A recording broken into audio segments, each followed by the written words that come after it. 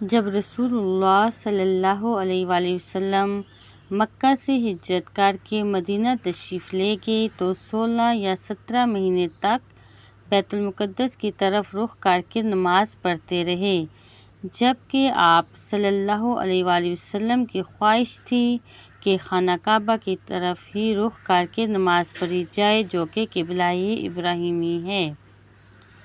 اس کے لیے آپ دعا بھی فرماتے تھے اور بار بار آسمان کی طرف نظر بھی اٹھاتے۔